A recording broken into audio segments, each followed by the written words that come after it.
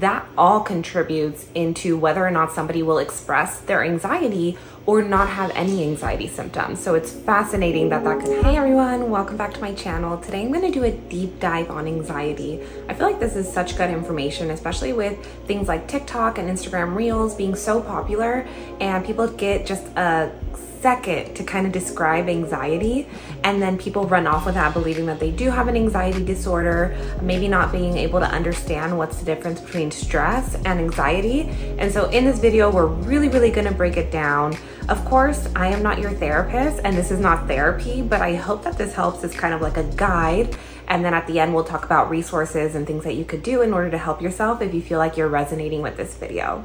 My name is Chelsea Viñas. I'm a licensed marriage and family therapist, and I've worked with a lot of people who have anxiety over the years. I myself have struggled with anxiety at certain points in my life, and so I feel like this topic I know so much about. So I hope you are ready for I hope not too long video, but might be a little bit long video. Grab your cup of coffee. Actually, if you're experiencing anxiety, don't grab your cup of coffee. Grab a cup of tea and join me for this. Let's get right into it. So let's start talking about what anxiety is. So anxiety can be an emotion, but it can also qualify as a disorder. Now there's a difference between anxiety and stress. And so let me break that down for you here. Anxiety, you're going to have sometimes yes, sometimes no, a trigger that you can identify. So sometimes there will be something in your life that you are feeling very anxious about, and it makes sense to you. Maybe it doesn't make sense to those around you, but to you, you are feeling some fear around that trigger. Or on the other hand, sometimes there's no trigger. You're just feeling kind of uneasy, feeling like something bad might happen, but you're not sure why. You don't have any evidence to support anything bad happening. Now, stress, on the other hand, this is something that there is going to be an identifiable trigger. There is something in our life that we're stressed about, right? We want to make more money. We're not able to provide. We are feeling just underqualified at our job. There's a lot of stress that goes on with working for someone else and having to do different expectations. So stress will have an identifiable trigger. The second you remove that trigger away, stress kind of dissipates. We no longer find it in our life. However, with anxiety, there is that looming on edge feeling that could still stick around even though the trigger has been removed. That's going to be the main difference between stress and anxiety. Now, I want to give a second to shout out anxiety and stress for a little bit. I think sometimes we put a label on it and say all anxiety, all stress is bad. But actually, I teach my clients this often, is that some anxiety and some stress is actually really good for us. Some anxiety, some stress is going to tell us, hey, we have to do something about this. So let's say you have a test that you're studying for and it's very important to you. If you have zero anxiety and zero stress about this exam, the likelihood of you studying for the exam will be zero, and then you're probably going to do pretty poorly on that exam. A little bit of stress though says, hey, I care about this exam. I want to do well. What are the steps I need to take in order to do well on that exam? Now, the way that anxiety will kind of harm us in this situation is that we have the exam, and then all of a sudden we are so paralyzed with anxiety, we do nothing at all. We're not studying. Maybe we're watching Netflix. The whole time we're watching Netflix, we're feeling guilty. We feel like we're in our shoulds. I should be studying. I should be doing this. So anxiety very quickly turns into shame. And so being very mindful that a little bit of anxiety is actually good for us. It can actually do us well. Too much, that's where it touches territory into a disorder, and we'll get more into that. Let's break down some common symptoms of anxiety. Some common symptoms are going to be worries, restless, irritability, which is a huge one that's not often talked about, difficulties concentrating, and then a whole list of physical symptoms, because anxiety and our physical health are very closely related. So physical symptoms are going to include heart racing, fatigue, muscle tension, sweating, and some gastrointestinal issues. Sometimes we're going to have stomach aches, or we're going to feel like we need to go to the bathroom even though we don't have to. I want to focus in really quickly on irritability. So this is a symptom that we don't often talk about with anxiety. We understand that there's worries in anxiety, but we don't really understand that irritability part, nor do we frequently talk about it. So irritability is going to be present in anxiety because you are on edge when you're feeling anxious. And so anything, or it seems like anything, can really irritate you, right? It's like you are so worried about the thing that's happening or not happening, and then someone comes in and drops something in front of you. Well, your mental health is kind of going to determine how you react to that. And if you're feeling highly anxious, that can completely change what happens in that moment, right? Whether we are highly escalated or whether we just do nothing at all about it. But irritability plays a huge role in anxiety because if you're already on edge, you can't handle one more thing on your plate without the plate breaking. I get this question a lot in therapy.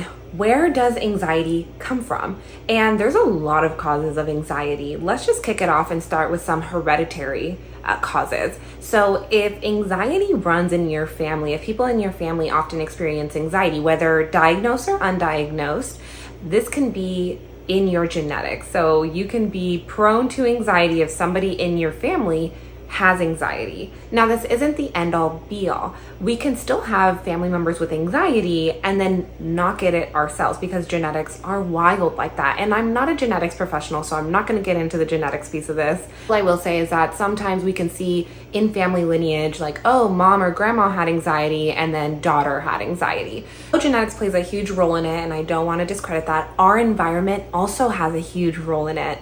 Let's say you do have a family member with anxiety, depending on your environment can determine whether or not you express that anxiety or you don't express it at all. So things like societal pressure or early childhood experiences or the people that you choose to be around, this can all either express anxiety or actually save us from anxiety. This is definitely where that nature versus nurture debate comes in, right? Nature being the genetics aspect of it, nurture being how we're raised, the people that we're around, our family members, the dynamics we have within the family. Based on those things together and the temperament of the individual, that all contributes into whether or not somebody will express their anxiety or not have any anxiety symptoms. So it's fascinating that that could happen and that our environment could really shape us or it could really break us.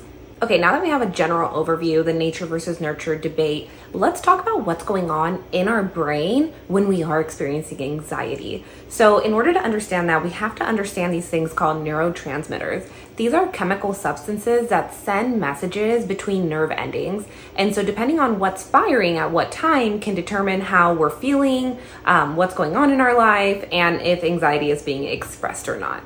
When we're talking about neurotransmitters in the brain, the main ones that are associated with anxiety are dopamine, serotonin, and norepinephrine.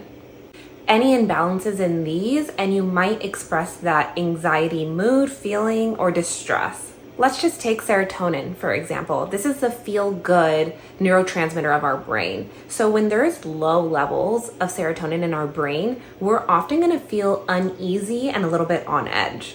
Neurotransmitters like dopamine and norepinephrine are going to affect your attention, your focus, and also the stress level of your body.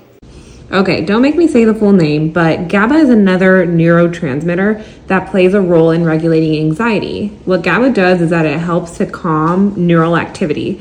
So if you have low levels of GABA, what's fascinating is that depending on the neurotransmitters' interaction with one another is actually going to dictate our mood, it's going to dictate our stress levels and overall well-being. And so people who have anxiety typically are experiencing lower levels of the communication between these neurotransmitters. Now that we've gotten causes of anxiety, differences of stress versus anxiety, we got into the brain, the nitty-gritty of what's going on with our neurotransmitters, let's kind of discuss certain anxiety disorders. Now, I'm not going to go through all of them or else this video will literally be an hour, and so I don't want to take up all that time, but I'm going to talk about the 3 main anxiety disorders that I'm seeing in my practice. Now, I'm an online California therapist, so I'm speaking specifically to the practice that I'm running, and so there are more. I am using the DSM-5 TR. There's a whole anxiety section in there, and they kind of break down each of the symptoms for anxiety disorders. So I'm going to go ahead and talk about the ones that I'm mostly seeing in my practice. Okay, first one I'm going to discuss is social anxiety. So social anxiety is primarily being worried about judgment in social settings. This could be anywhere from attending a social event with family and friends to going to a restaurant. in these situations, it causes the individual such extreme fear that sometimes they often avoid going into that situation at all, or they enter it being highly stimulated and anxious. And so their main worry here is that, one, they might face scrutiny from people in the group or people at the restaurant or people in public.